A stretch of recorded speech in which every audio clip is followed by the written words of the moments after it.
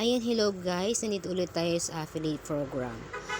Sa aking Shopee account. Ngayon, inulit ko yung video ko kasi nga, short video lang yon. Hindi ko ilagay sa description yung link ko. Kaya ngayon ay papahabaan natin muna kahit konti lang yung ating video para mailagay ko sa description yung link ng Shopee or kung paano ka magkaroon ng affiliate program dito sa Shopee.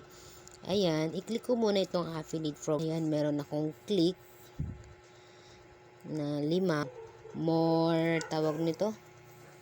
More earning, more post, more earning. Ayan, may nag-click na sa Shopee video ko.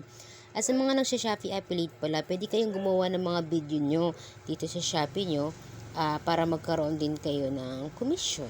Ayan, pwede nyo sa social media o kung saan man nilink ninyo yung Shopee sa inyong mga social medias. Ayan, may nag-click sa aking 5 sa Shopee video.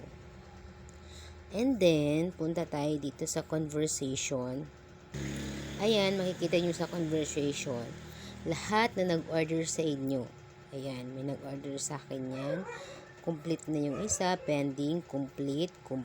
Ayan, yung mga nag-order sa akin sa social media account. Ito yung complete.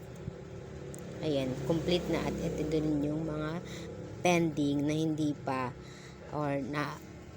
nadating ang kanilang mga order. Kaya pending pa. And punta tayo sa income. Ayan, meron akong 51.53. Kahit konti yan, okay lang. At least, umaangat tayo kahit na paunti-unti lang. Ayan, may paid, may mga pending.